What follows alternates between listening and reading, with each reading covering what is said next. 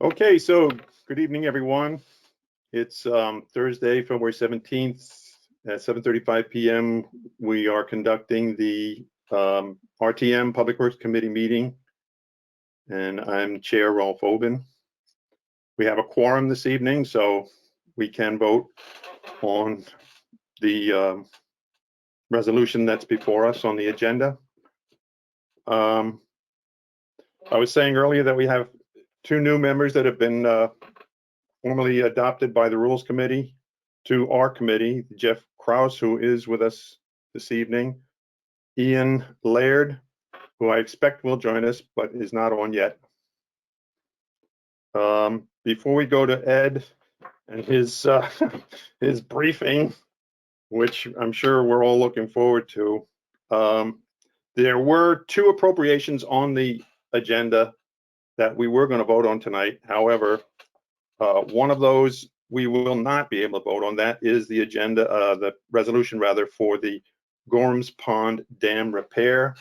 I don't want to go into too much detail about it, but it was before the Board of Finance several nights ago, and the lease arrangement for the dam has been put in question. Apparently, the lease agreement was signed either in 1920 or 1925.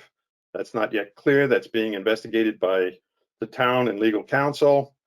And so until that lease arrangement is clarified and what our responsibilities are in the lease, the Board of Finance was reluctant to go forward with any expenditures for investigating into a repair plan and design. Ed, when we put him on, he can speak to that further, or maybe we'll have him speak to it. Yeah, Ed, can you just chime in quickly on what you learned during your meeting with the Board of Finance on that appropriation?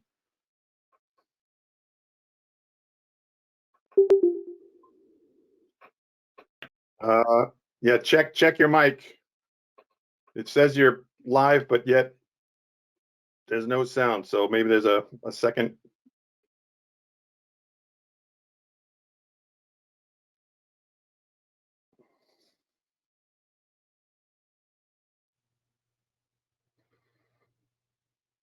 All right, well, we'll come back to Ed. So in the meantime, in the interest of time, I'm going to move on to the Tilly Pond. Is that you there now, Ed? No, still not there.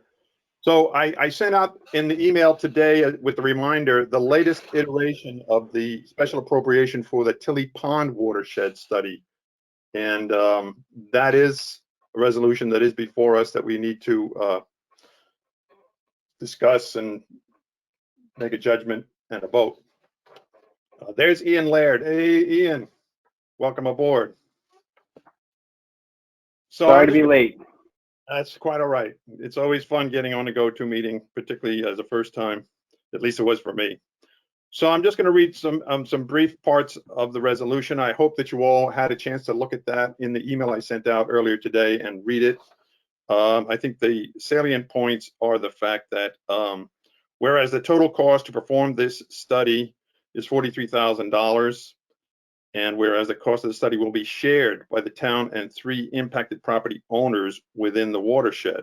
Now, when we can get Ed back, he can maybe expound on that a little bit.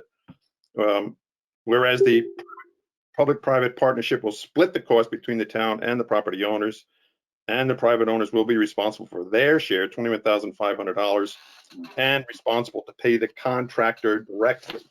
So we are. Yes, is that you, Ed? Thank you. You all can thank my wife because I am just computer illiterate. She just helped me out. So. All right. Let's see. Thank you so much, Ed Gentile's wife. There you go. All right, Ed, if you could just first touch briefly on the reason for the delay or postponement of the Gorms Pond appropriation. I think, Rolf, you hit right on it, and I'll touch a couple points, but I don't want to expand too much on it because I think it's important that Wayne Fox really get into this and opine on it properly to get you folks the correct information. But Well, basically what's happened is the town has a lease for the bridge. As part of that documentation, it mentions the dam. That lease was signed, I believe, over 100 years ago, or pretty darn close to 100 years ago, and it was a 100-year lease. So we're in the area now of making sure that the town is responsible for it.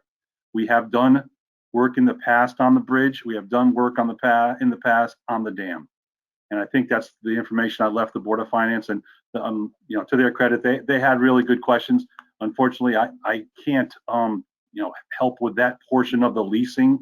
But what I put forward was what I thought was an appropriate request for funding to repair the dam.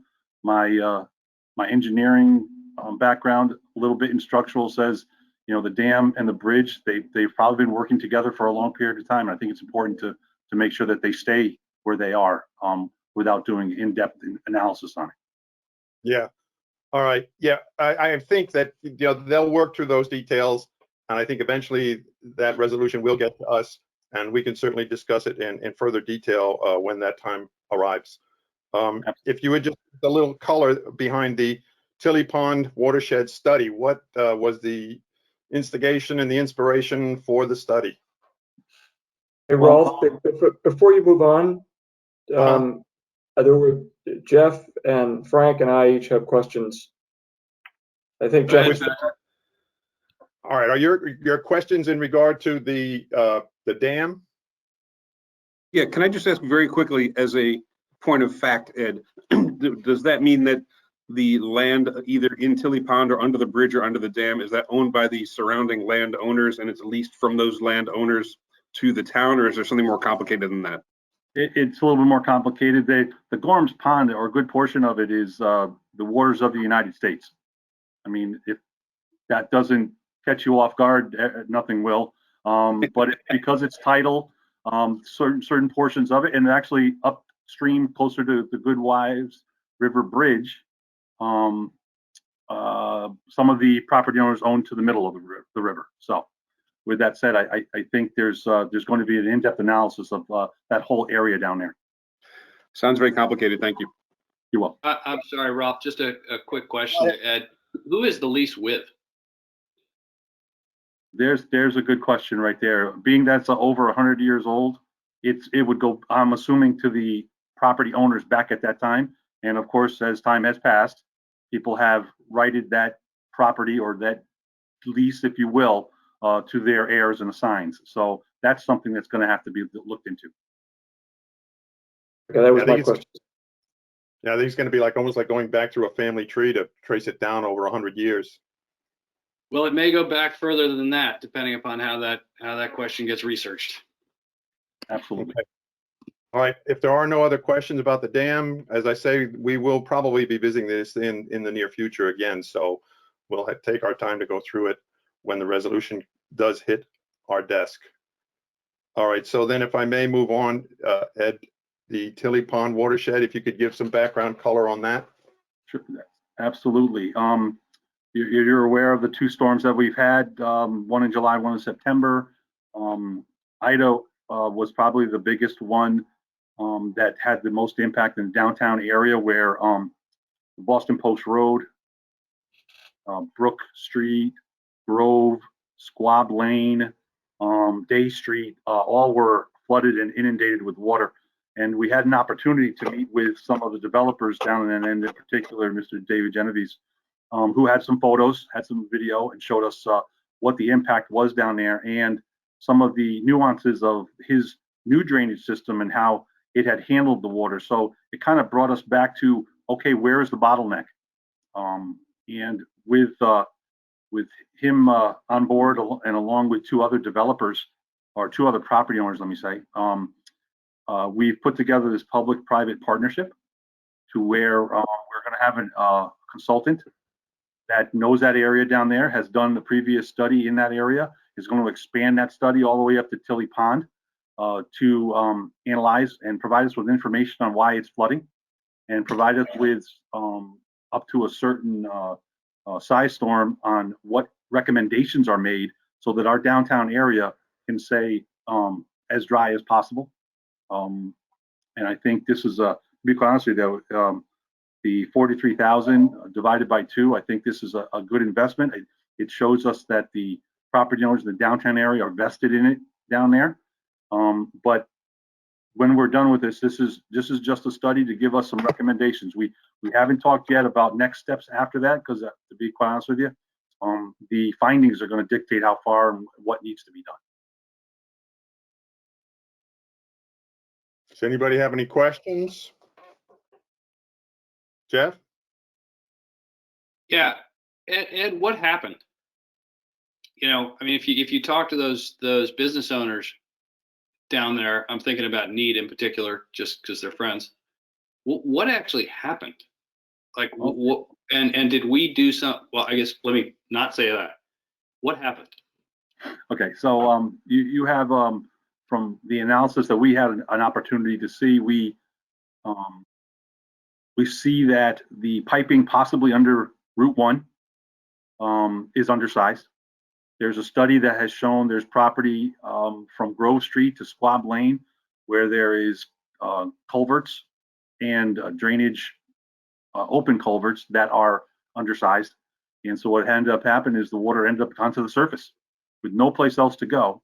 It decided to take the roads and through some of the buildings, and a lot of the buildings were damaged down there. I don't think any of us has missed the video of or the picture of Reese Hutchinson grabbing the fish and taking it back to Tilly Pond.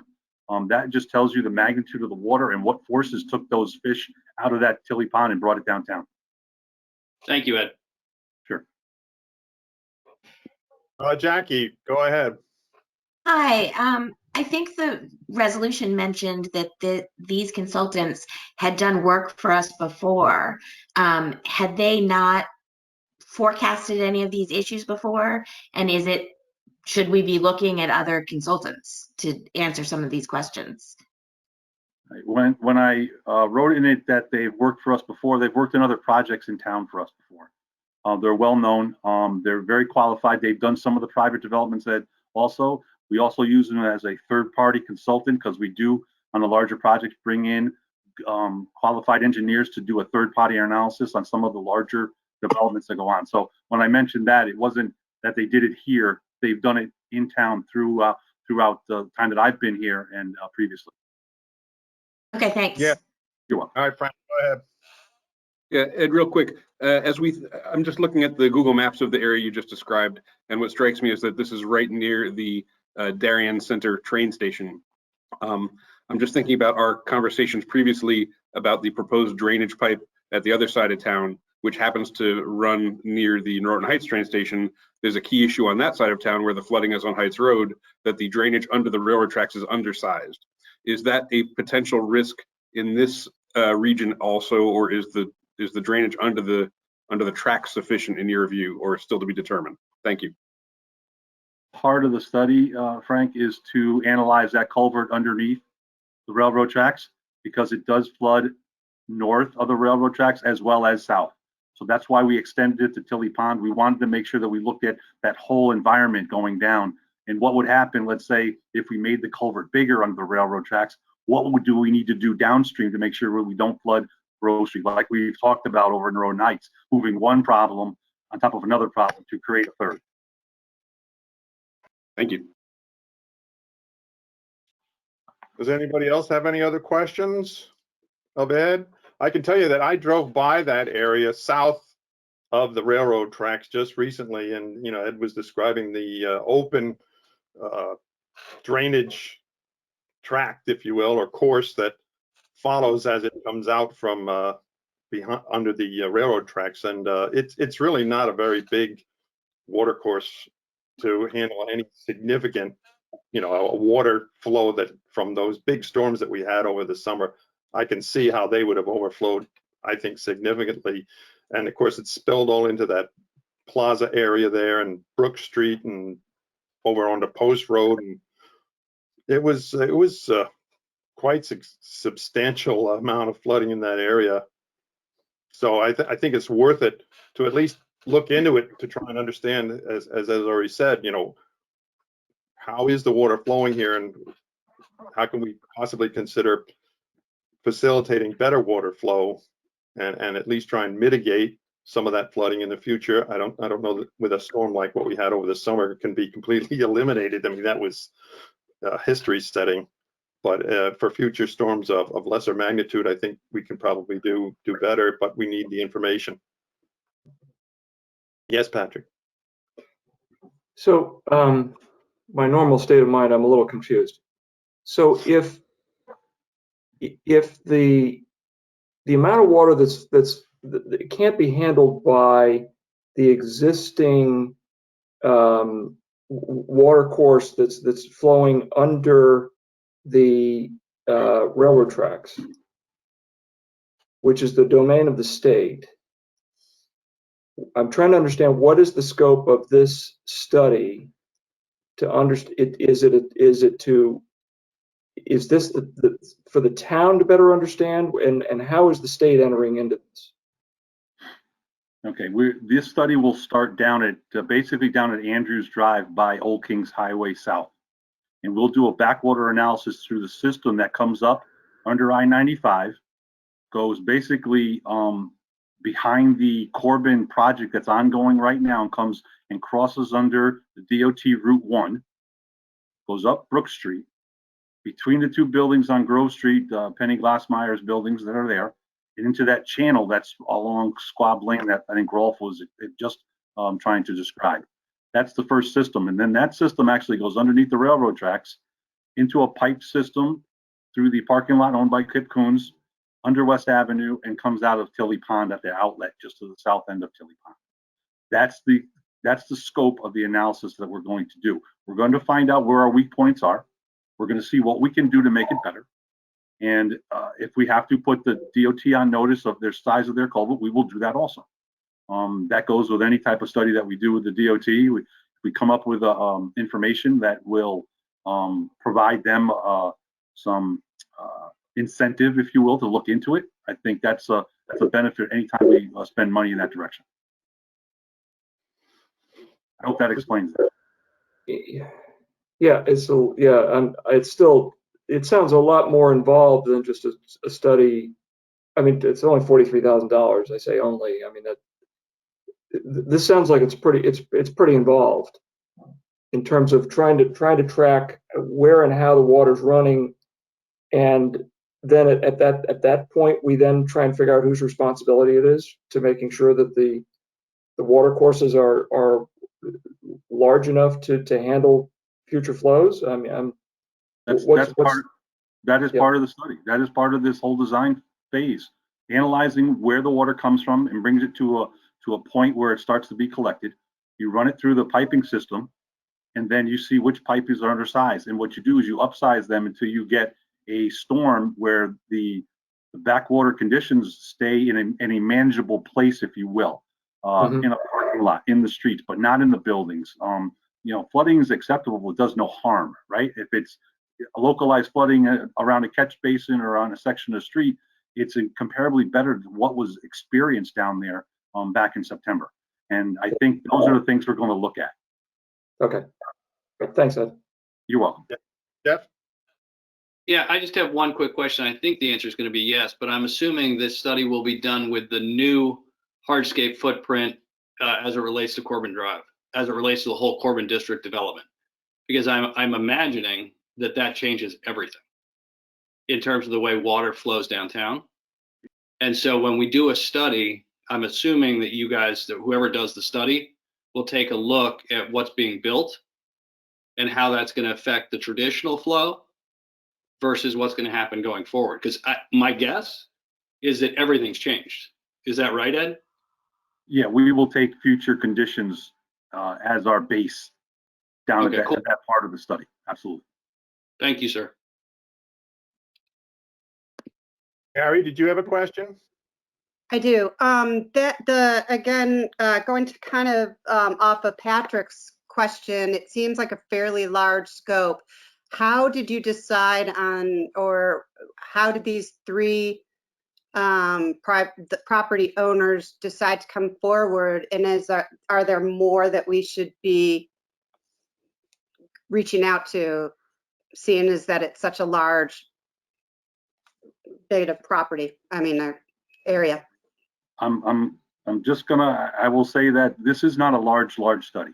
It does appear big. It does have a very tiny sliver of a watershed, if you will. I want you to imagine it goes up to Royal School. That's where it starts. This study has already been done previously by another consultant. It has been done by the consultant that we're going to use now, as he did the analysis for the Corbin project.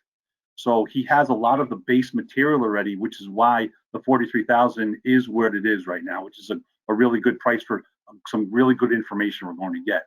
So we were approached by David Genovese. He did at our first meeting say that he was contacted by Penny Glassmeyer. Those two people were together.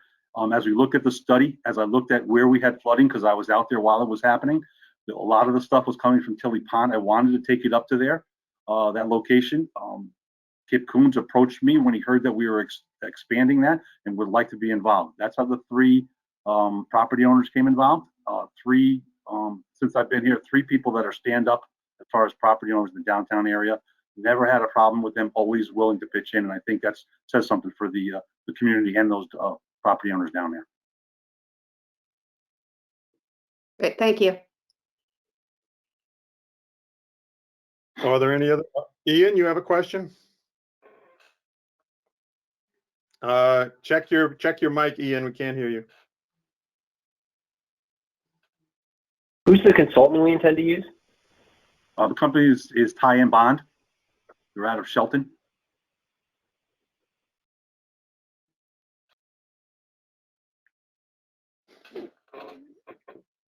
Any other questions? I Yeah, just have Paige? one. Sorry if this was already covered, but the area by the cheese shop and the Stop and Shop was also pretty severely flooded during that. Is that included in this? Like, it's kind of not in the same exact area. It's over by The cheese shop and the UPS store, and I don't know what that's called. The Good Wives, is that what it's called? Goodwives River Shopping Center. Good Wives. Yeah. Is that included in this impact? It is not. It does come together under I-95. It's Goodwives River Road. That is a separate watershed and separate and aside from this area that we're doing right now. Okay. And will there be another study for that as well, or should we? We are looking at the. Well, there's already a study been done on that river. That's how we developed the 100-year flood elevations and 500-year flood elevations in that area. And we have gone back and looked at it, and we'll continue to go back. I think the DOT finally finished the road work up there and the repairs. We want to make sure that they haven't changed anything, and I'll be going back to look at that. Okay. Thanks.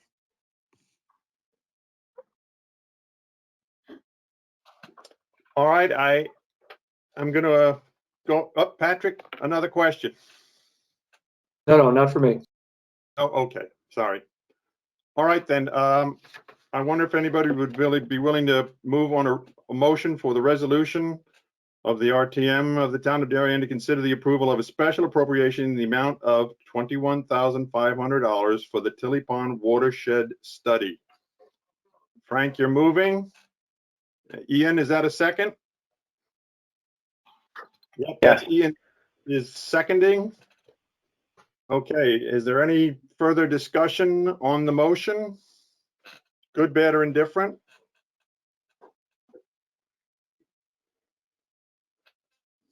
I guess not. So, are we prepared to go to a vote? Okay, everybody's ready to vote. Okay, do we have any no votes on this resolution? Anybody who's a no vote? Is anybody an abstention to this resolution? Okay, then I assume everybody is in favor of the resolution. If you are, just raise your hand. Aye. All right, then. It's unanimous. Thank you very much. Rolf, can I just ask a question? Who is our rotating scribe for the evening? Paige. Awesome. Thank you, Paige. Yeah. Haven't you seen her fingers diligently typing all night, Frank? got the fingers going already real fast. We've got the Close up. scribe cam going. That's fine. Like a machine. Thank you, Paige. Thank you, everybody, for your consideration, and we're going to move this forward. This will come up in the RTM meeting on February 28th. Okay. All right. Thanks, Ed. We can move on then to the premier event for the evening, Ed Gentile's presentation. I laid out a number of different things that I'm sure he was planning on covering anyway.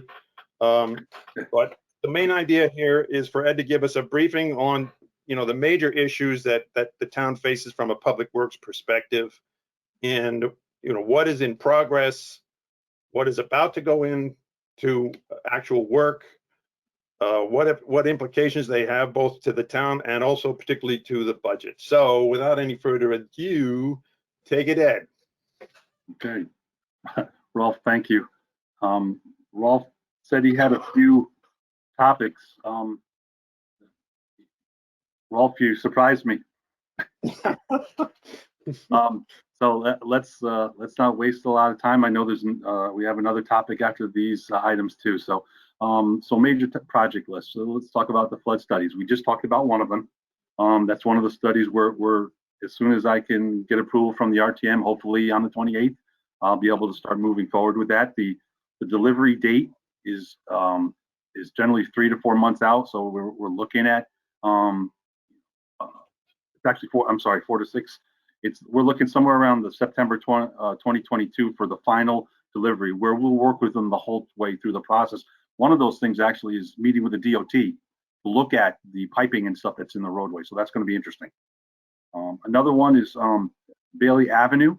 It is all coming off West Avenue. We have a Cummings brook that comes through and underneath, and an area where that we've never had flooding. So there was approval for funding for a consultant study there. We're about 20% complete. We're looking for a May delivery date to where, as I had spoken about Grove and Tilly Pond study, recommendations, even if it's again, Frank, to your point, even if it's a culvert underneath the railroad, which this one is where it goes underneath also, bringing their attention to the DOT's attention to it, and letting the neighbors know if there's changes that have happened out there that they need to be aware of. And this is one of those areas that has never flooded before, that saw significant flooding of 2 or 3 feet in the rear of these properties. The final study that we're undertaking at this time is the salt box area. It includes Coach Lamp, Pleasant, Thomasina Lanes. There's a larger watershed area. We have a consultant on board for that one. Currently, it's about 10% complete. We're still looking at a May 2022. This is a larger project where we may see recommendations of larger storm drains, more storm drains, addressing swales that handle quite a bit of flow over in that area. This reminds me of a project that we started, that the town did is my first year here, over in Holmes area, Abbey, Intervale, where quite a bit of storm drainage work was done, large pipes put in, which has made a significant impact over there on the positive side. So that's the third area that we have as far as studies going. I'll stop now if you have any questions on those, or I can keep going. Yeah, Patrick, I think Thank you, Rolf. It's my common theme of, I'm looking for direction, and we don't have to do it at this meeting, but it really comes down to responsibility for moving all of this water. And the reason I'm raising this is, these water courses throughout our town run, under a lot of state property and state responsibility. And I'm a firm believer that the state has sort of kicked this down the road many times, or has not really focused on it for a whole variety of reasons. So I believe it's a risk. It's obviously a problem, but it's an ongoing risk. And so I'm glad to see that we're doing all these studies. I just don't know I'm more curious about who's going to ultimately be responsible for all of these activities to remedy these. So I know it's not part of the budget, but for me, that is a big risk to our future budgets as to who's going to ultimately be responsible for making all of these repairs. I can tell you that, and it's one of the things that we pressed when this first happened and had the flooding meeting at the Board of Selectmen, and I think where Craig Flaherty did a great presentation with myself and Jeremy Ginsburg.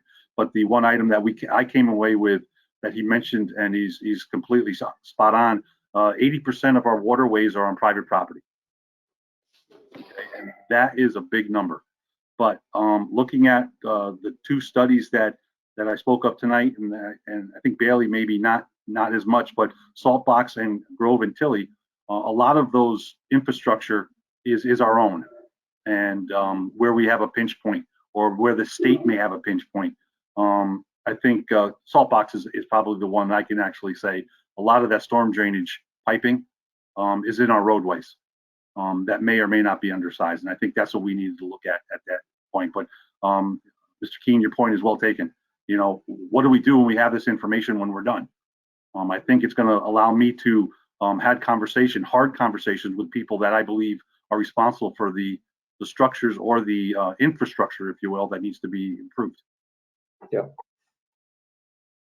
Okay, But thanks, to Ed. that point, I mean, the cost of these studies is in the 5 and 6 figures, and the Right. cost of the remediation is in the 7 and 8 figures. So if I just do a back of the envelope, usually the amount we're spending on these studies is somewhere around 1% or 2% of the cost of the solution. It makes sense to me that we would actually pursue as much information as we can. Does that make sense to you? Makes sense to me. Yeah, Absolutely.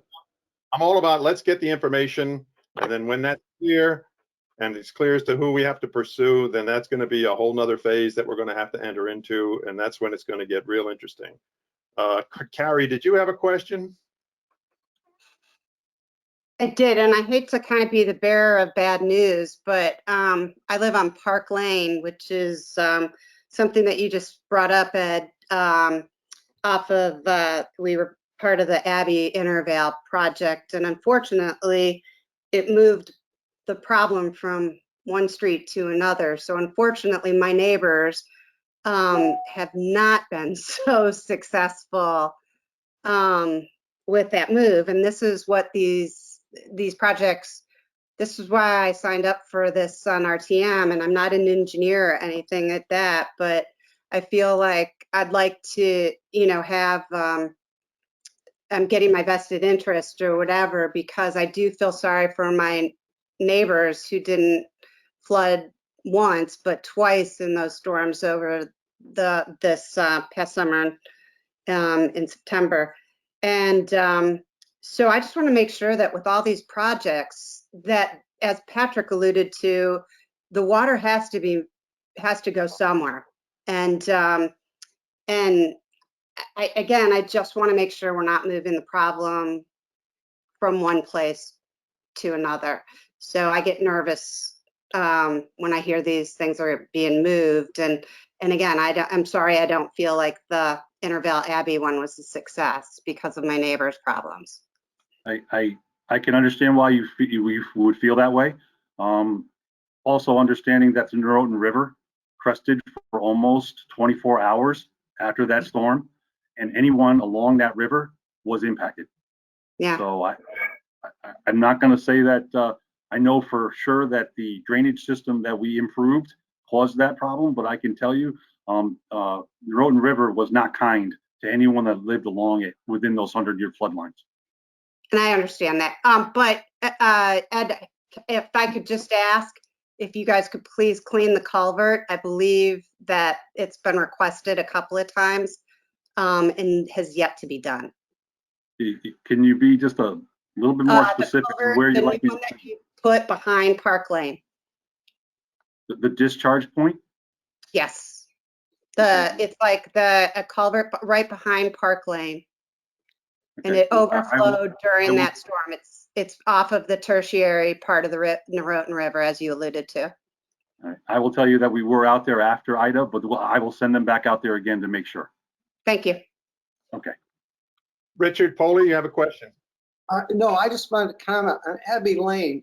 When that project was done, it was presented to the Public Works Committee that it would not solve the problem if the Norotan River hit a certain height, which it did. In addition, when that project was done on the Norotan River, significant land on the Stamford side that used to be like a floodplain was filled in and developed.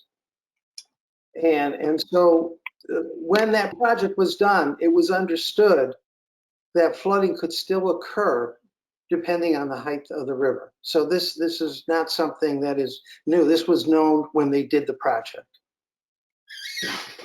Okay, thank you for clarifying that. All right. Oh, I just have Lindsay? if you don't mind. Yeah, I just wanted to say that having lived through, I live on Intervale, and having lived through the all of the piping, I will say, for those of us that do live on Intervale, it worked out very well. Everything has been wonderful in terms of what how I mean, I'm on the Woodland side, which I think right before we bought our house had 7 feet of water in the backyard. But so for those of us that do live on that Intervale Street, everything has been working out pretty well. So thank you. All right, if there aren't any further comments, I'd like to ask Ed to move on. Okay. Thank you. Let's talk a little bit about Norotan West Avenue intersection. I'm going to say I'm a little excited. We got our bids back in January of this year. This project is going to include the road widening with left turn lanes included to eliminate the long backups. A left turn lane on West Avenue headed west, as if you were coming from Rings End, is going to be included. A left turn lane on Norotan Avenue heading north as you were heading to the high school will be included. We found those are the two approaches that we have the most problems with. To be quite honest with you, we finished this design about 3.5 years ago. It included a lot of property easements that we had to obtain, 7 of them, dealing with sale of a property, people moving to North Carolina, all that. It took longer than I really thought it would. So I'm excited to get this going. We do have a low bid of $900,000 from Deering Construction. Well within the limits of our estimate and approved by the DOT. We possible start construction of looks like May of this year. If I can get everything set up in the next couple weeks and the contract signed, we want to order the equipment. If you all don't know, I'm sure you all do. Getting any type of material nowadays is difficult. So the long lead items have become longer. Traffic signal equipment is taking. It used to take 6 to 8. Now it's taking 8 to 12 weeks. So we want to jump on this as soon as we can. Construction work, though it'll be a little interruptive to traffic out there, won't be bad, and it shouldn't take long. It's not really hard work. The traffic signal stuff is what's going to take a little bit longer.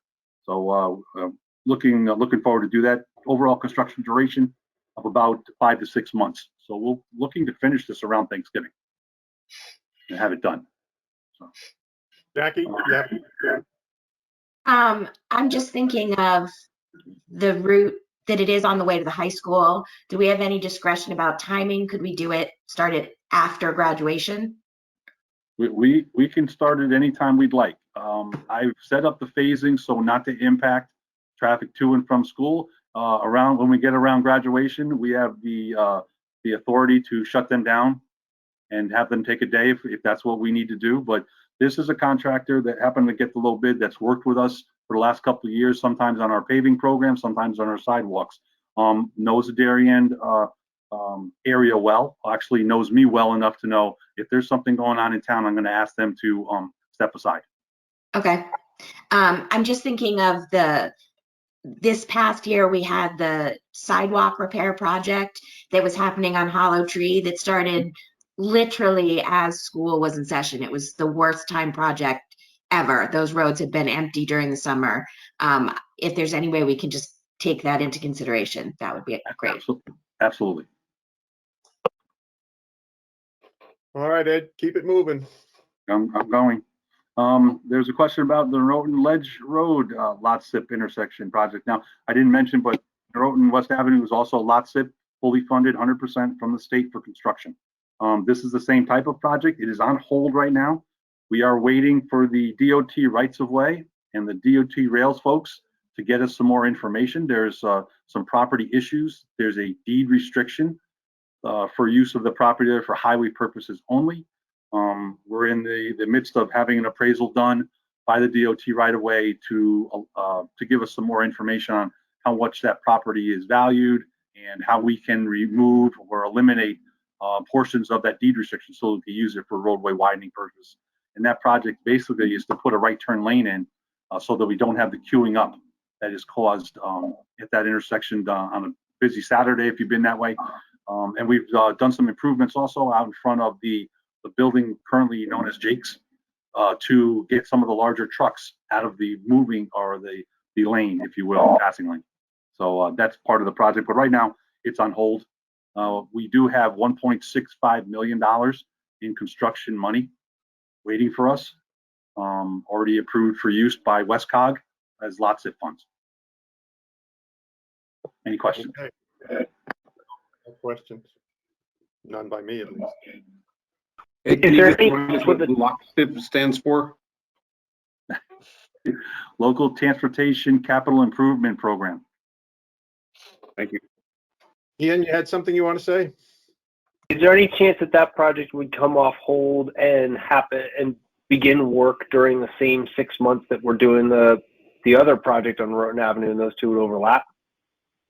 I know that's going to sound funny, but I wish it would, only because that means this project has been approved and we're moving forward, but I don't see that happening. We kind of even stalled a little bit, holding off. Federal was done with their improvements on the signals over there, so not to make it a bad condition worse.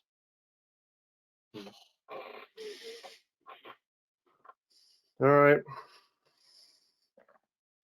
Okay, let's talk about the bridge rehabilitation.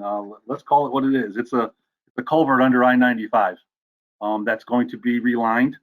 There was a neighborhood meeting on February 10th. Rolf attended. I believe Frank Edelman was there too from your committee.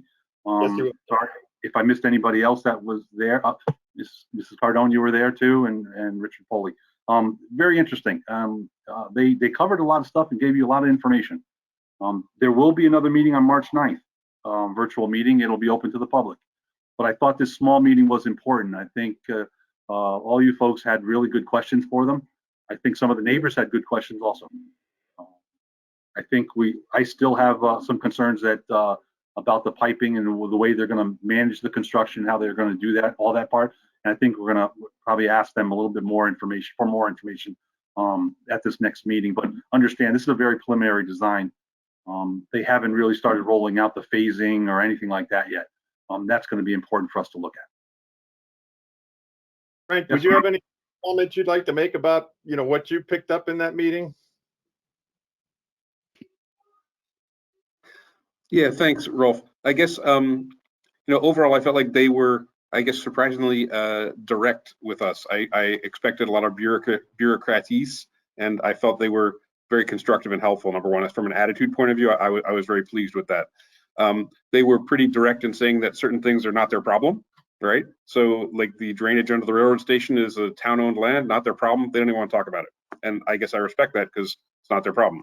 Likewise, a lot of the stuff downstream from the culvert that we had suggested, we wanted to either make further modifications or consider expanding scope. Again, not their problem, and they stated a pretty clear preference that they didn't want to even consider further enclosing the water course downstream of the existing culvert. I didn't fully understand why that was their preference, but I assume there's an engineering reason which we can explore. I guess I have a to-do list in my head, which includes coming back to Ed and to Darren Ostafine. Sorry, I mixed up my Darrens. And asking, if you have that old study about the project to enlarge the stone culvert under the railroad tracks, I'd love to kind of talk to you about that offline. We don't need to explore that here, but let's come back to that as a separate area of exploration. I guess overall, you know, personally, Rolf, as I've shared with you, I do have some background in this area, and so I am eager to kind of delve into some more of the details on their project. But I didn't hear anything that was, you know, a screaming red flag where I thought they were going to do any crazy damage. I do want to obviously learn more about the project, and I'm looking forward to participating in further meetings. Does that address your question, or? Yes, sir. Thank you. Does anybody else have something they'd like to say about this project? Jeff, go ahead. What did we hear from the community downstream? I went and walked that whole area. I'm just curious. I'm sorry I wasn't at the meeting, but what did we hear about the community downstream, their needs and their concerns, and what happens when we flood? I can tell you that I have been contacted by one of the property owners down there after the recent storms regarding the culvert that goes under her driveway. It's in between Maple and the Baker Field, but that's the only information I've had. Some of the property owners that were on that call were actually abutting the I-95 and adjacent to the stream that comes through. And if anyone's seen that stream, it's quite tight and well defined, if you will, straight up and down. So you got to imagine if they're controlling the water that's going to be coming out of that culvert and not allowing any more to flow out of there, their stand, I believe, is to do no harm, no more, you know, let's not make the condition worse. And I think that's what we're trying to, I think Frank was trying to point that out at the meeting too. You need to reassure us that that's going to happen. And you've done your calculations, and oh, by the way, we'd like to see them. And I think that was fair. And I would concur with that, and I'd also say I felt like the property owners' concerns were very I'm going to say tactical, meaning when this project is in process or right after it is done, what will my property look like and how will it impact things immediately? They weren't really looking at, and I think that's quite natural, they weren't looking at what's the impact on the wider neighborhood. They were saying, if you're putting up a temporary fence facing my house, what will that look like, and what will replace it when the temporary fence is gone? So I think there were a lot of kind of immediate questions, and you know, people were asking, look, my kids play in this neighborhood, you know, how can I keep my kids safe? So they wanted to make sure that the project was going to be done in a safe manner, which of course is completely reasonable. Well, it just seems to me that if they get it wrong, that downstream portion is going to get hammered. You know, I think that's strategically what we were trying to get to, is to make the DOT look more holistically at this entire neighborhood, and the DOT was really not biting at that. I mean, I walked from the fields back up to 95 and back and around that whole area. I would be very concerned if I lived down there, because if they get it wrong, there is very little room for error there. Yeah, no, I mean, you guys know this. I'm sorry, I'm sort of new to the whole process, but I did actually take some time and go walk it. Mm-hmm. And if I had a house right there, I would be concerned. Yes, I'd agree. I mean, I think this raises this changes the risk group. Yep. So sorry. Go ahead. I apologize. No, I was just saying, it looks like it's almost wetlands. I mean, close to the fields, it's wet no matter what.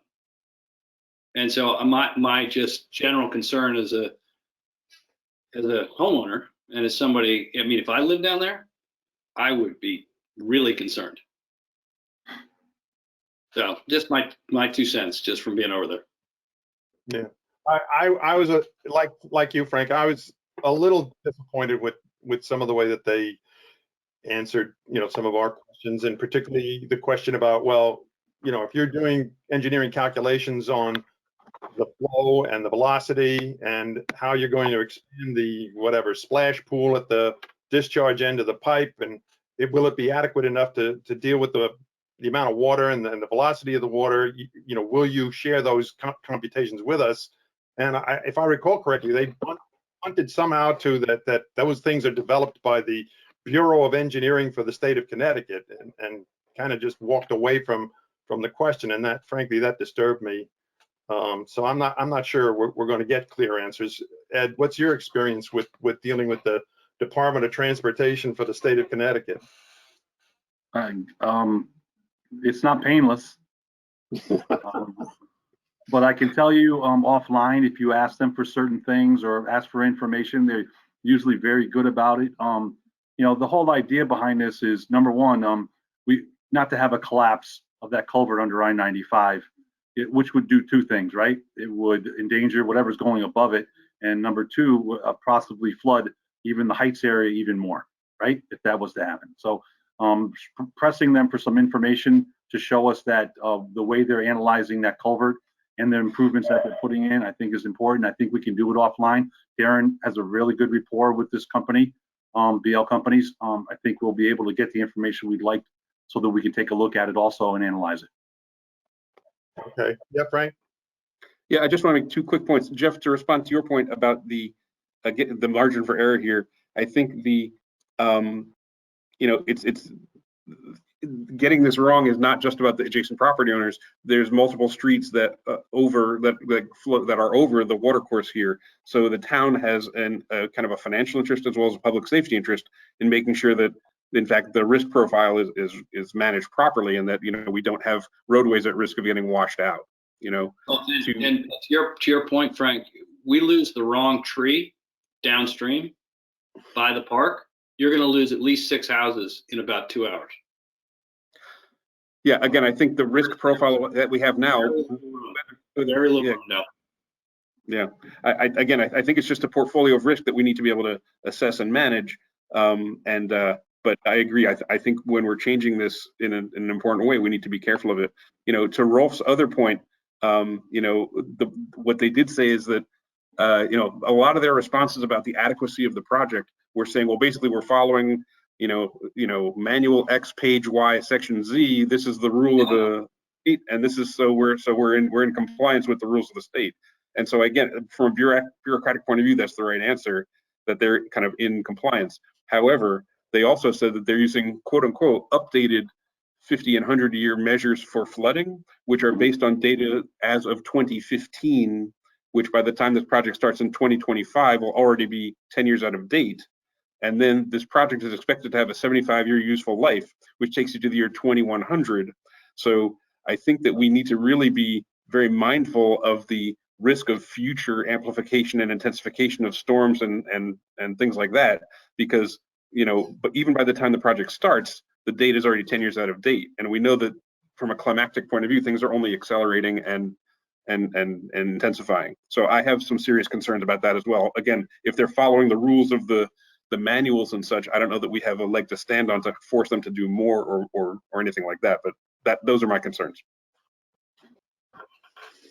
All right. Let's summarize that, you know, we're gonna have to, I guess, regroup and come back with, you know, some sort of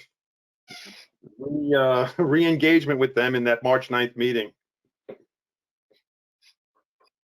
All right, Ed, what's the next thing? Quickly, sidewalks. I know you've got a couple of new ideas on new sidewalks, that is.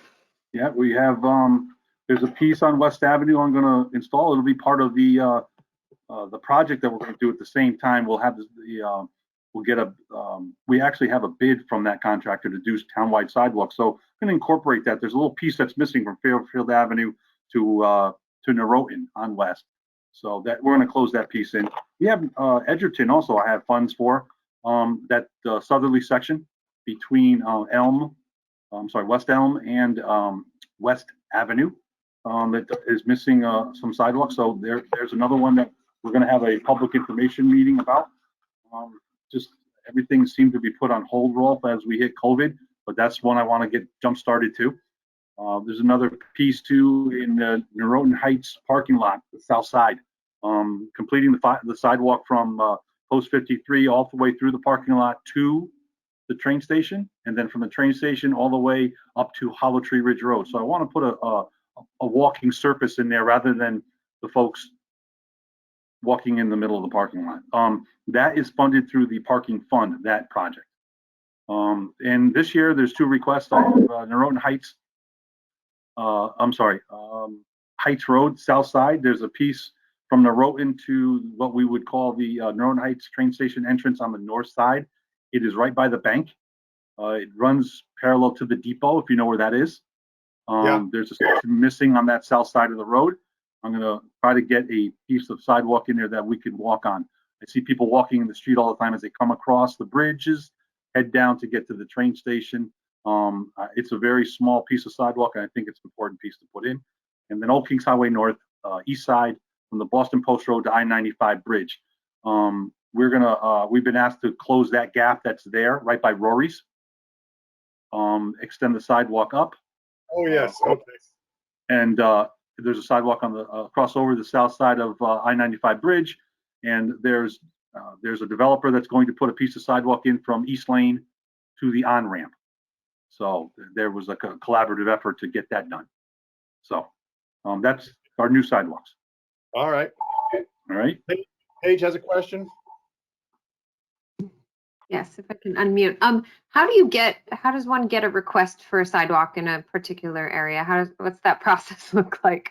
It looks like an email to myself. It looks like a Q alert that you put in under new sidewalks. I've had a couple that I've evaluated over the last 3 or 4 years for long sidewalks. Mansfield Avenue was a good one. Hollow Tree Ridge Road up by Half Mile was a request for a sidewalk. Those do come in on occasion. I run them through our matrix for evaluating that process and come up with a conclusion. Yeah, Patrick, go ahead.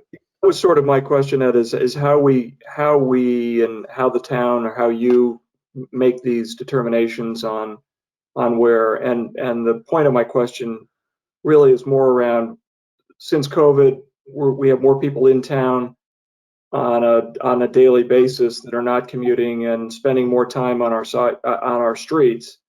So I wonder if there is, what is the process, not just to get on the list, but for determine, we don't have to do it in this.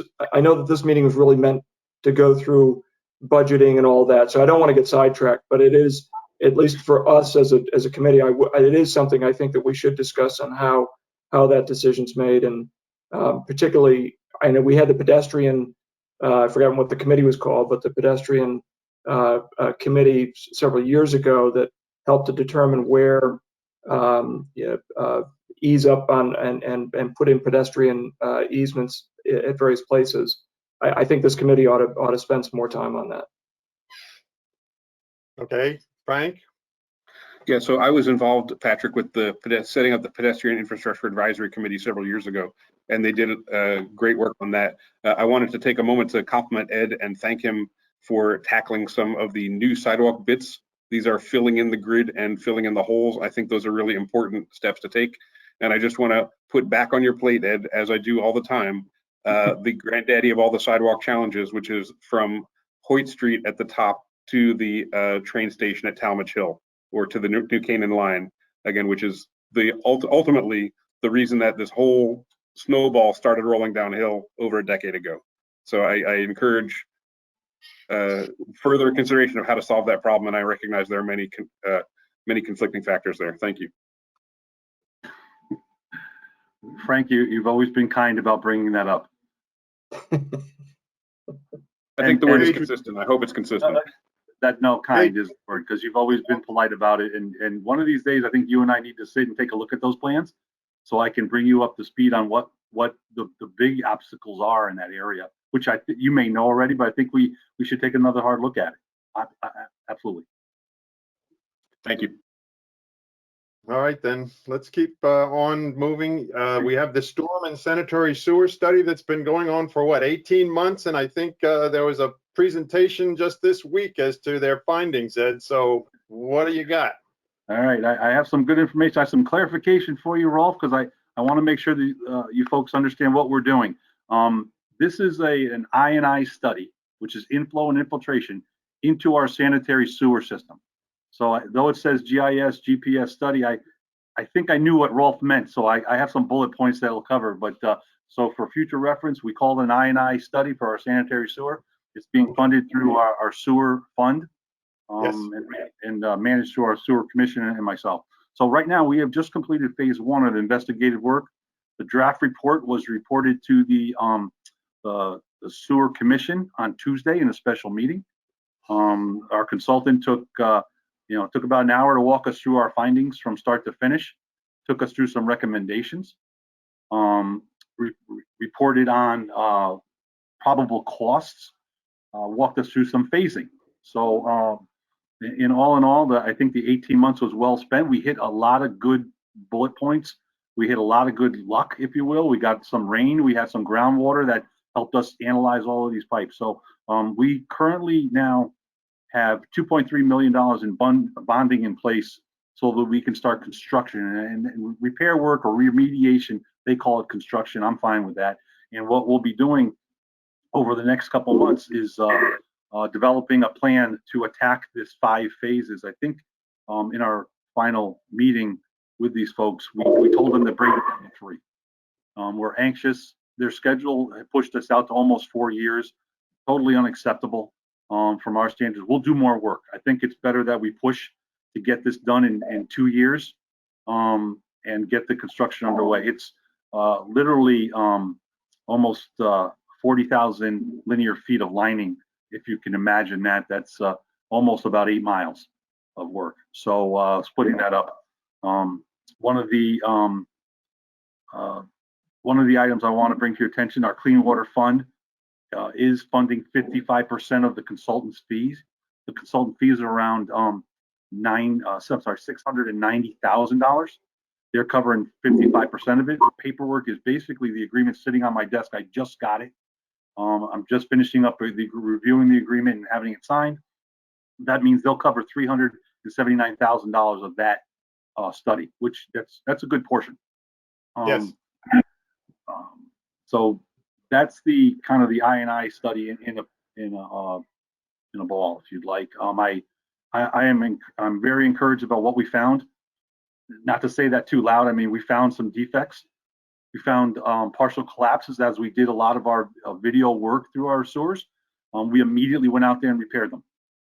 That was the big thing. Those things can cripple you with backups. So we did that right away. But the other stuff is important too. How is inflow getting in? Is it roof drains that are tied in? Is it sump pumps that are tied in?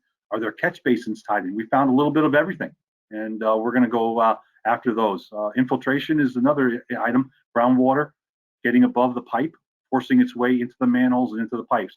That's another item that we're attacking. So I'm anxious to get started. I'm glad I have the bonding in place.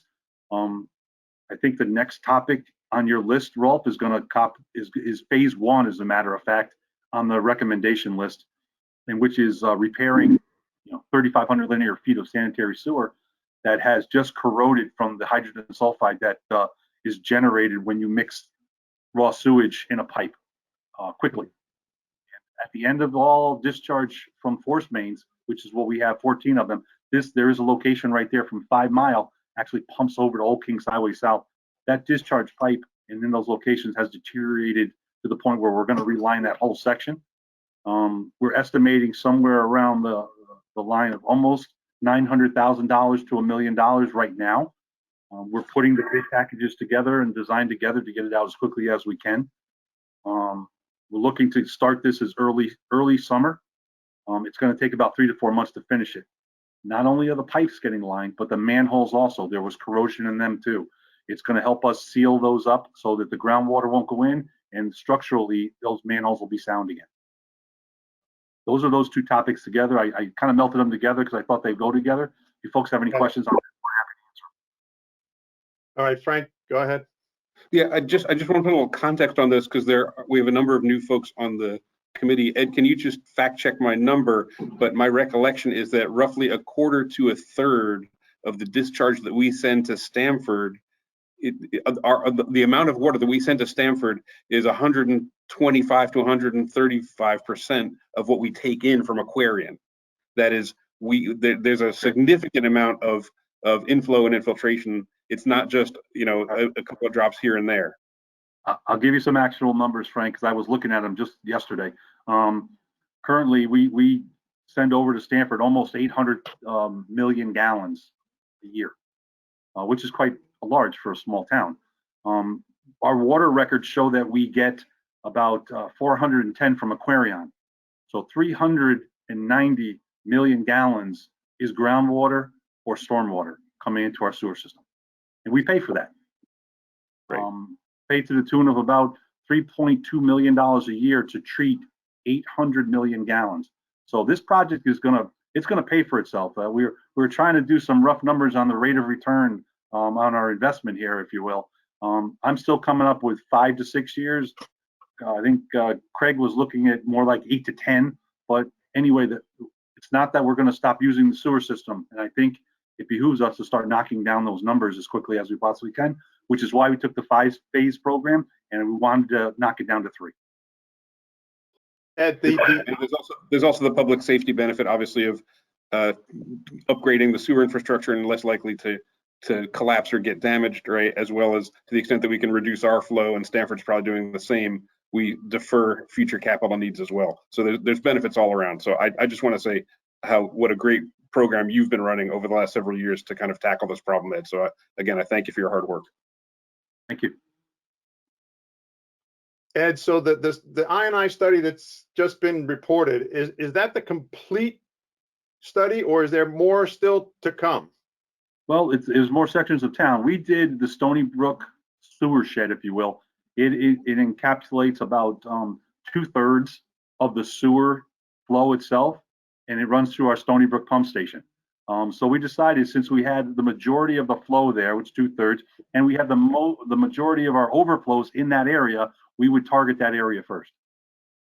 Okay, so there is more I&I study that still to come then in other areas. Yeah, absolutely. I'm looking at probably at least 4 phases.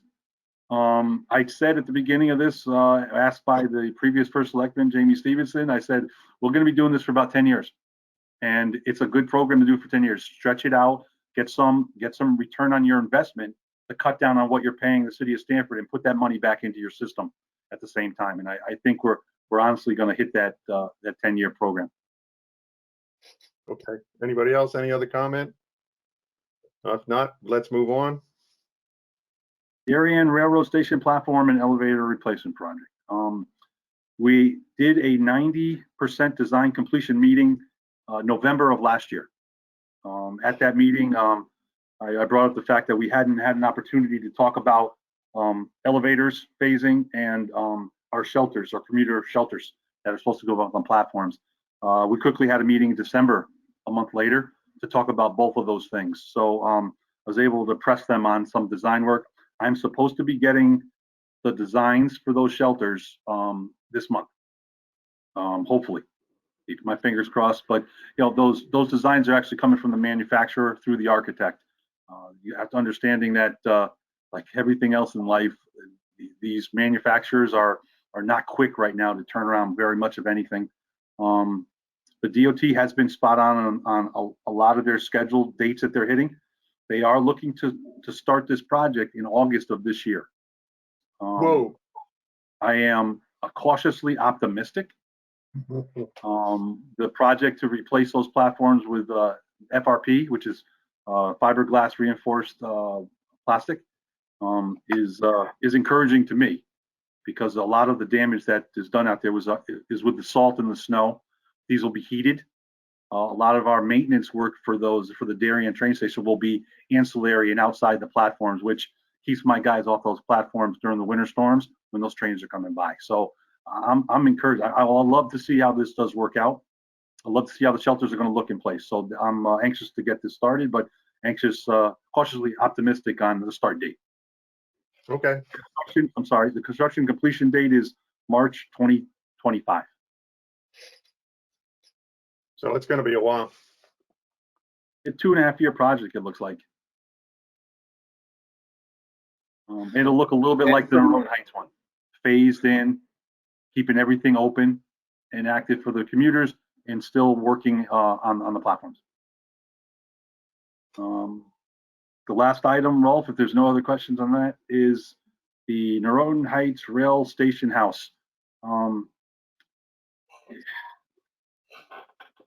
It's in the DOT's hands right now.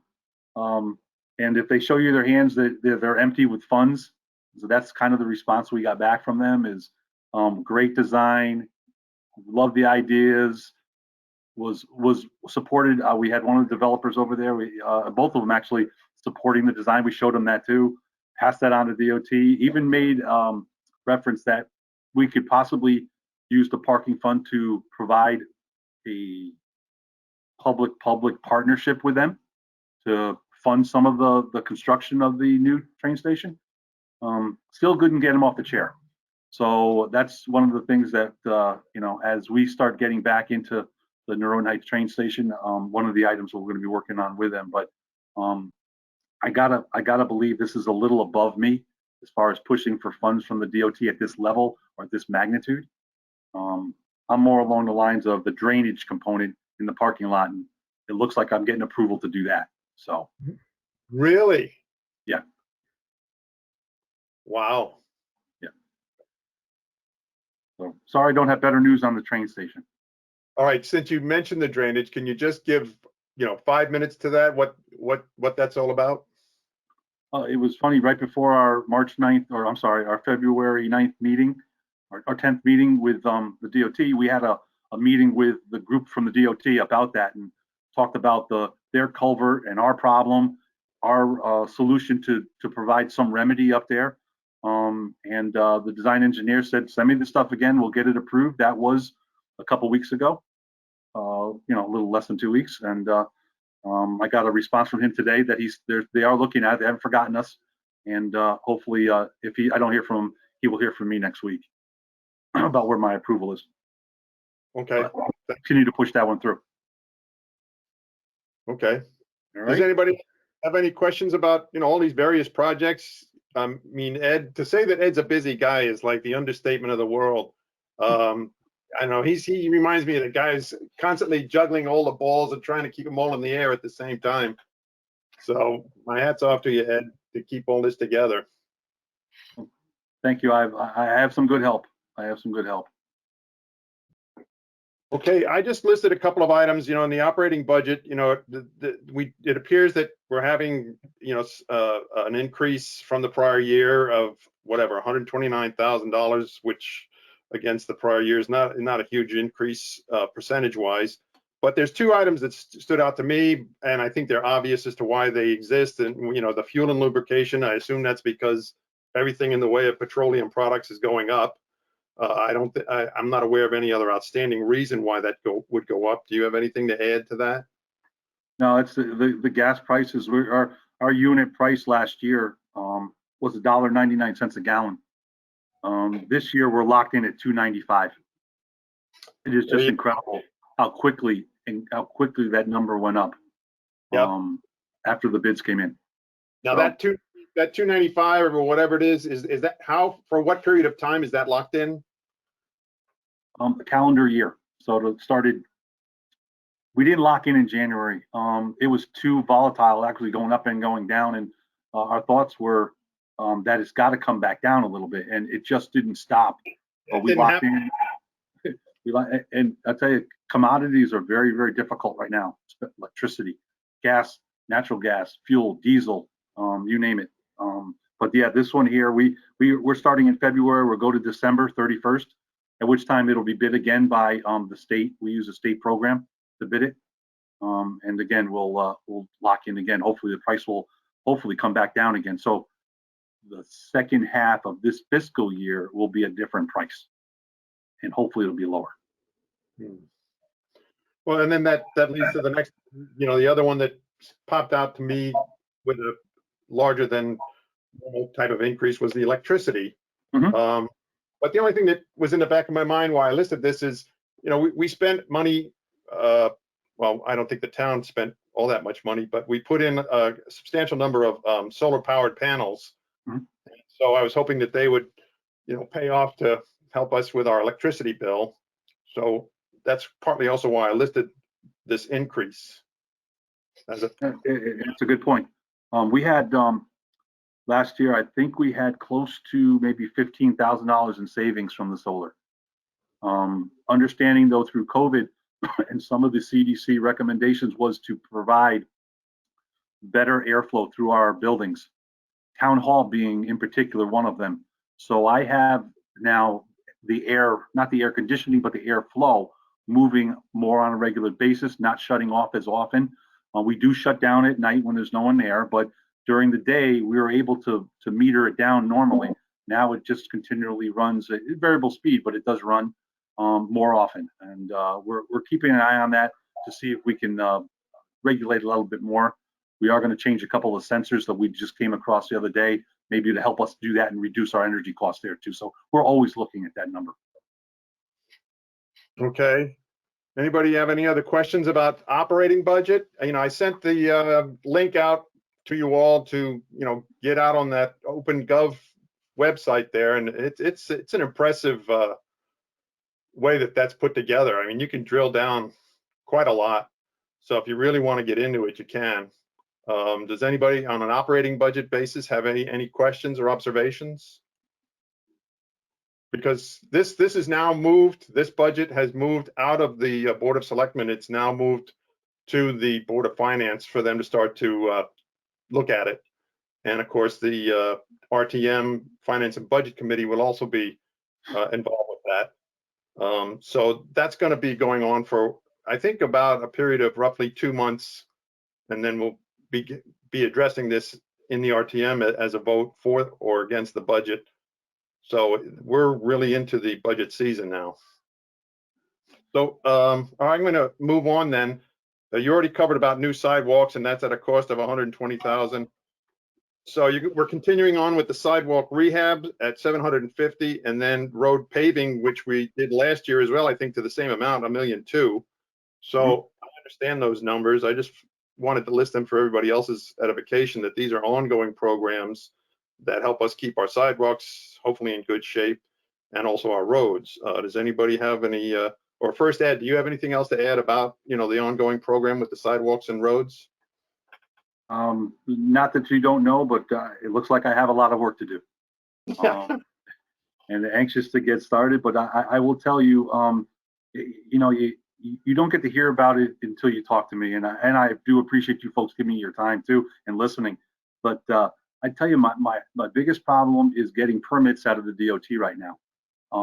It's been difficult for over 1.5 years. Some of these projects are where I'm just replacing a sidewalk at the same location. Some of it not even along the curb, it's in the grassed area. And to find that it takes me 6 months to get a permit for that is surprising. So we're going to try to do a little better job this year to push it through. Like everything else in life, and especially with the DOT, the cooperation level has to go both ways. I just didn't get that feeling last year that it was, and it kind of delayed us getting over to the Mrs. Miller's point, over to Hollow Tree Ridge Road. I was stuck over on Tokenique finishing the job, and unfortunately, it ran into the school season over there, and to the project's detriment, because Hollow Tree came out fantastic, except for the problem they had with traffic. So we'll try to do a little better job with that. And as far as our paving goes, I am working diligently with the utility companies there. I got gas company coming in wanting to expand in town again, in some of the neighborhoods that have tighter properties, if you will. You know, because the more main they run, if there are more houses in close proximity to each other, that's more profit, or the ability to actually put the main in for nothing and no cost to the town or the property owners. So they're coming in right now with some projects that I'm encouraged about, which leads me to when they're done with the main, they pave the road, and whatever portion's left after I do my yearly 20-year calculation, I pick up the small difference, generally speaking. So we pave the entire road, we get out of there, we're done. So that's been working out really well, which is why you're seeing 6 miles a year. A lot of the money that's above the 1.2 million is contributions from the utility companies, water and Eversource Gas. Now, the work that had previously been done by Aquarian and the gas company, has that all been repaved and done the way you just described? Previous work? We do have a little bit over at Christie Hill area that they just wrapped up before the winter time, which will be paved this coming July with their contributions. I'll add that into the paving program. So yeah, it does appear they're caught up. The water company, of course, they want to do some more work too over in the hillside area, Hollow Tree area. So I have the plans on my desk. I'm looking at those now. Okay. And then, well, the last thing is that you're putting in some curb replacement at the transfer station. And one of my favorite places to go. We have a lot of people come through there, but it's the driveway that leads up to the transfer station. The project actually reads curbing and the driveway. Oh, the driveway. Yeah. So if you look in the description, for some reason it got lost in the translation, but it is inclusive to go from the bottom of the hill up that curved driveway up to the transfer station. We've been beating the asphalt curbs up with the plows and the large trucks that come through. I do want to make it a little safer for us. I do want to make that roadway up there because we are beating it up with the larger trucks, a little bit more drivable. I think it's long overdue, but as I said to Kate last year when she delayed it a year, we'll keep mending the fences up there until we have the money to do it properly. And she was able to put that forward this year. Hopefully it'll make through the budget process. I understand. So will that affect the operations at the transfer center? Should that be approved? That is a very good question, Rolf. I'm gonna say no. Part of my job is to make sure it doesn't happen, right? Part of our job is to get in and out of there and do it as seamlessly as we can. And I will make it my business to make sure our transfer station and access to the transfer station for our residents is not interrupted. Yeah, because there's a lot of gossip that goes on at that transfer station. You can't let that get interrupted, okay? There's a lot that goes on at that transfer station. A lot of meet and greet. All right, so I think our time with Ed is coming to an end here, but I want everybody to have one last chance if they have a question. Okay, Frank, go ahead. Just real quick, on these capital items, the fact that they're capital, does that impact whether they're going to be bonded? And I just want to also ask you to address when we had talked maybe several months or a year ago about sidewalks, you were talking about accelerating the sidewalk projects, consolidating them into a larger group so that could also be bonded. Can you just comment on the bonding opportunities here? I don't want to step on the Board of Finance's toes, but I will do my best to give you what I know from what I've heard. They have been bonding the sidewalk rehab dollars, the $750,000 for the last 2 years. I'm assuming they would do the same. The road paving has never been bonded since I've been here. Doesn't mean they won't change their mind and do it again this year, but that normally comes out of the general fund operating budget into the capital. It's not bonded, let me say that correctly. It's not bonded. New sidewalks the same. Yeah, neither one of the other two, the new sidewalks or the transfer station curbing, have I heard that they were looking to bond that. Again, I don't know what Jim Palin is thinking, but those are some smart guys there. They will come up a way to fund it so it benefits the town and saves them money to do so. But so I don't want to speak for them, but they haven't mentioned those. Anybody else? Last call. Ed, I just want to say thanks very much. We're very lucky to have you, and we really appreciate all the effort you put in. Thank you. I second that motion. Thank Yes, you. Yeah, thank you so much, Ed, for all the work that you do, and of course your staff as well. They're there. With this past few snowfalls that we had, they were right on it. So, job well done.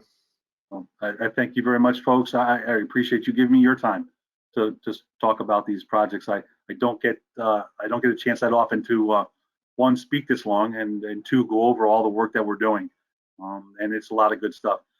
As I always have in the past, and will continue.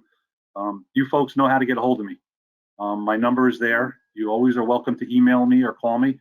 More than happy to bring you up to speed on any project we're doing or talk to you about any concern that you may have. So that like I said, my door is always open. Email is always there. And my phone, I always return phone calls. That's one of my things. Okay. All right then. You're welcome to stay on, but we're moving on to some other items that I want to get through here on the agenda tonight, and so we can then call it a night and go to bed. I'm going to call it a night. Thank you, folks, very much for your attention. Okay. Thanks, Bye-bye. All right, everybody. Thank you for coming to tonight's meeting. Just quickly, TGS&A, they have been assigned to go over this Town Charter Appendix B, with regards to the descriptives on each and every committee so that there's a clearer information about what each committee is responsible for and what interrelationship they have with other committees within the government of the town of Darien.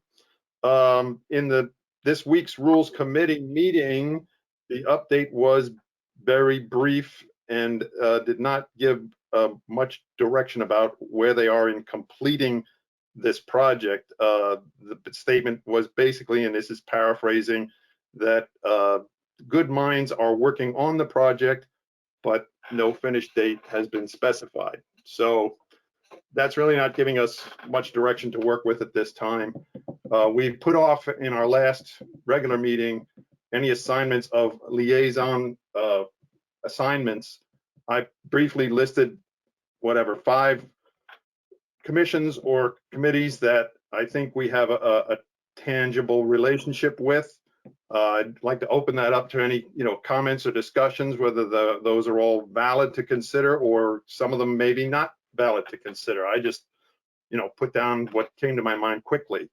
I would say that in the past we've always had a liaison with the Environmental Protection Commission, as I think we've also always had, and I think I failed to list it here, a relationship with Public Health and Safety. Okay. I'm listing also the Advisory Committee on Sustainability because that is the group that has a direct relationship with WestCog, the Connecticut Western Council of Governments. There is hardly a project that goes on in this town that doesn't get reviewed and subject to approval by WestCog. So I think it's important for us to have some understanding as to what that committee is looking at in terms of maintaining our good standing with WestCog, because you need to have a good standing with WestCog because all FEMA grants are also filtered through WestCog. In order for you to get a FEMA grant, you've got to be a member in good standing of WestCog. So that's the reason why I put that down. Sewer Commission, well, you heard, Ed's presentation this evening about what's going on with the sewer work. It's quite substantial. It's very substantial. And so, yes, I think we need a liaison with that. 5 Mile River Commission, you heard Ed speak about, the water flow that comes off of 5 Mile River and goes through our drainage systems. And so that's why I listed them, because they're constantly working on the flow of the 5 Mile River and how it affects Darien as well as Rowayton. So that's also a commission that I thought would be of interest. And similarly, the Advisory Commission on Coastal Waters, because of the fact that our exposure in terms of drainage and flooding is not just from inland water, but it's also from water that comes from Long Island Sound. And so I thought, someone as in our committee staying in touch with them about their observations and discussions would be of value. So I just throw that out to the committee. If anybody has any comments, I would like to try and solicit anybody who's willing to volunteer as a liaison with these various organizations or groups. The keeping in touch with them, I think, does not have to be a big thing, a big commitment. I think, Darien TV 79 is an invaluable resource. You can replay those meetings off the website and keep in touch with what they're discussing, and then help our committee when we meet to know of anything that they're pursuing that would affect public works in some manner, shape, or form. So I open that up out to everybody for consideration. Frank, you have a comment? Yeah, Rolf, just one item that we used to cover in past years. I'm not sure if it's still relevant.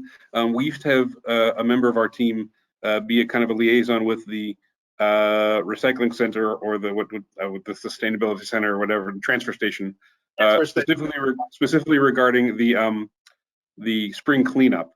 I think at this point that spring cleanup is more kind of by appointment, and it's less of a town-wide ritual. I mean, people who are long-timers in town will remember that there used to be kind of piles of trash and furniture kind of on every street corner, 10, 15 years ago, and I think we have a lot less of that now. But to the extent that there is a spring cleanup, we might want to have someone connect with either Ed or the transfer station on that. Yeah, well, I think the spring cleanup is still going on, but I think it's done now by appointment. You can set up an appointment with Ed and his group, and they'll give you a date. And so you bring your things out. You know, they have certain restrictions of what they'll take and the configuration of it. They won't take, you know, big long boards that are 20 feet long, that kind of thing. But you can coordinate that and have it out on the curb with your appointment date, and they'll pick it up. But yeah, I think it would be, you're right. I think a liaison, if you will, with that effort, I think would also be something to do. So I open it up. Is anybody willing to volunteer to take on a particular group or commission? All right, Richard, are you volunteering? You want to say something? I'll do the what was it? I forget now. The 5 Mile River. 5 Mile River Commission? Okay, you're on, unless somebody else wants it. Anybody else have an interest in the 5 Mile River Commission? No? All right. So Richard's the man. Frank, you have your head raised? Yep. So I would love to sustain my involvement with the sewer commission. Yes, I know you've always seem to have had an affinity for the sewer commission, so I your do. volunteerism. If there's anybody, I welcome a partner in that. If anybody wants to join me in the sewer, in watching the sewer people. Well, I have to admit, Ed, that I do listen in and sit in on sewer commission meetings. I'm able to do that because, you know, I have the time. Their meeting dates are 4:30 in the afternoon. So if you want to sit in live on one of their meetings, you've got to be ready at 4:30 in the afternoon. So that's a little bit of an inconvenience, you know, schedule time wise. So I would, you know, co-liaison with you on that. Okay. Anybody else have any? So I'm still looking for. All right. Does anybody think that there's anything I've mentioned that's out of line that we shouldn't be in, have any relationship or liaison with? Is there any of these that we should rule out? Don't all speak at once. I'm happy to do the sustainability committee. Excellent. Yeah, that's an interesting group, and they cover a lot of different things that involve our town. Okay. You know, Westcog has certain requirements that they are expecting us as a town to meet to maintain our membership, and a number of those items definitely tie in with Public Works. Okay. So I think you might find it a little more interesting than you might think. There again, Darien TV 79 is a great resource. Thank you. Anybody else? So we. Hey, Rob. I'm This sorry. is Lindsay. This is Lindsay. I just have to. I know you sent a list in an email, but let me just take a look at the list again. Or could you list out which is still All right. So needed? I think what we have left going here is the Environmental Protection Commission is still an open area. I mentioned it's not on my list, but should be, is Health and Human Services Committee. What's it, Mac and his group? That's Public Health and Safety. Public Health and Safety. Thank you, Frank. I think we should have some, you know, liaison with that group because, again, Public Works and Public Health and Safety, there's a lot of synergies there. So that's one to consider. We already have a volunteer for Sewer Commission, volunteer for 5 Mile River Commission, Advisory Commission on Coastal Waters. Is anybody a shore person per se? Paige, are you? Yeah, I live on on Holly Pond, so I guess I could take that one. All right. They don't meet that often. I think they only meet like once a month. So it's not, that's another thing. You got to check the schedule. Some of these organizations are not weekly meetings. They're monthly or every 2 weeks, that sort of thing. All right. So So it's called the Shore Commission? Advisory Commission on Coastal Waters. Oh, sorry. Okay. I have a suspicion that they are going to be, they may play a role with this Holly Pond Dam. It wouldn't surprise me. Okay. Lindsay, did I answer your question? Yes. Yeah, I can do Max Group. Okay. I was just trying to figure out the time commitment, if whether or not I could fit it in. I don't know how often they meet, but Well, again, I would encourage you to consider the fact that you don't have to be live at one of their meetings. These are all Watch it. TV 79. You can watch it later on your own time schedule and still be informed, and then help us to be informed. And that I would encourage everybody to keep that in mind. Can I share that one with Lindsay? Yeah, Lindsay. Lindsay, do Lindsay, you want me to share that one Yeah. with you? That'd be great. Let's do it. Okay, how about Lindsay and I do that together? And then Lindsay and- Carrie and Lindsay on which one? Sorry, the PHS, Public Health and Safety. Yeah. Lindsay and Carrie. Lindsay Kelly, Carrie Joan. Great. Cool. Okay. Lindsay, I'll reach out to you and we can figure out a schedule. All right, sounds great. Okay. So we're just missing the EPC then? Well, there's EPC, and then there's what Frank brought up, which is basically whatever, some sort of liaison with the transfer station. You know, I think that might also tie in with what's the name of that shed where you can bring your things in, and The swap shop. how could I forget the swap shop? I thought they got rid of the spring cleanup. I thought the swap shop replaced that because I listened to that podcast. Now we're talking Darien, where Ed was being interviewed with oh gosh, what's his name? Dulcetti. Anyway, I don't know if the spring cleanup's still happening, but maybe it is. I don't think it's an event like it used to be. As I said earlier, I believe if you go on the website for the town, you got to search around for that. That website's not the best.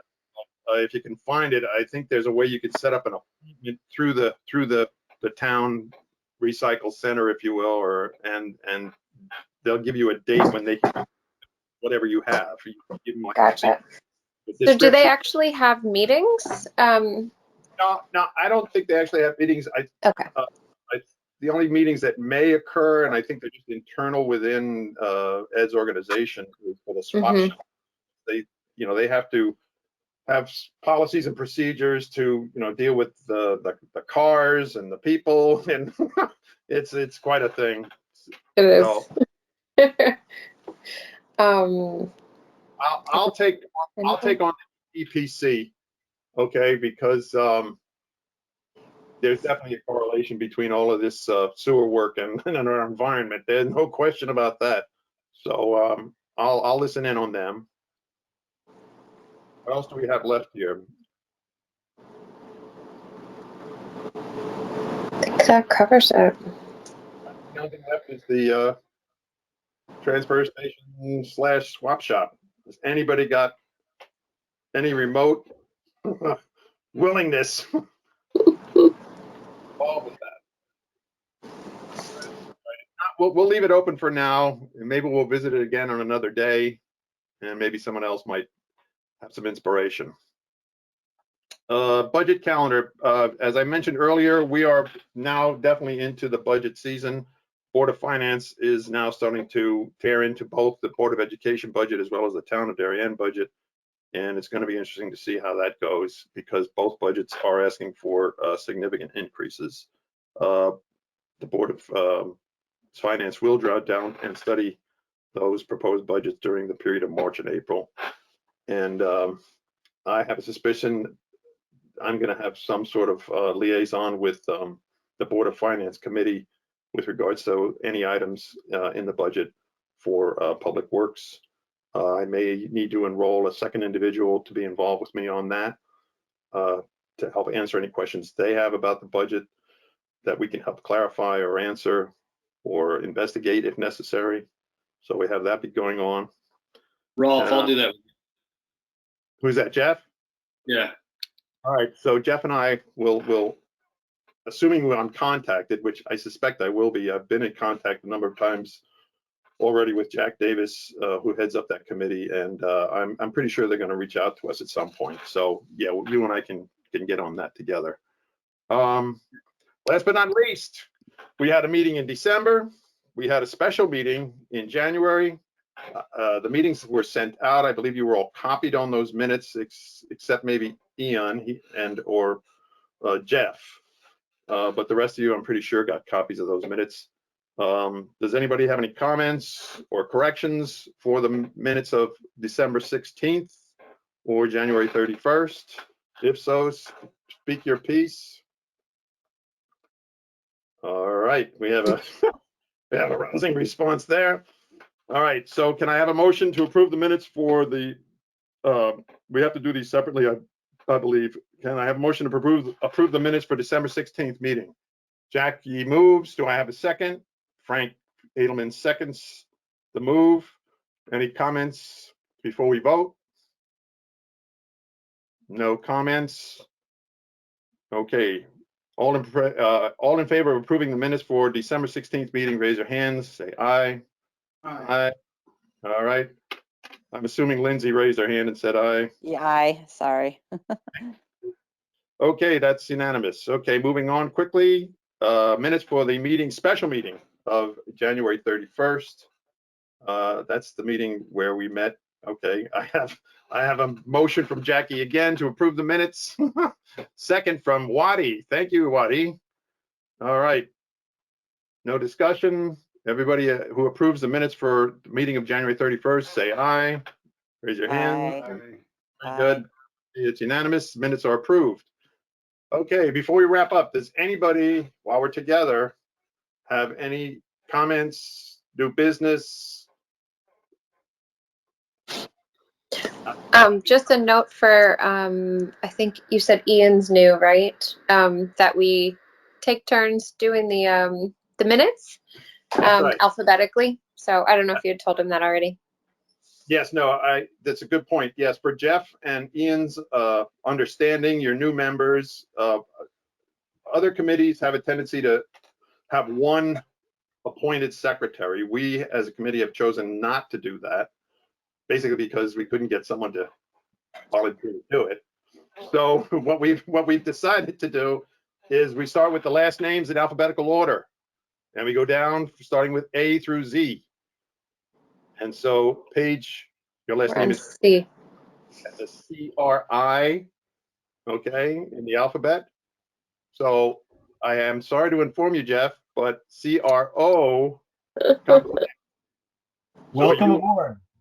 Yeah. Hey, Rolf, did you forget to tell him he's got to buy dinner too? Oh, I forgot that. Yeah. Okay, Either dinner or drinks, one or the other. And I'll take a drink. I like the drink idea.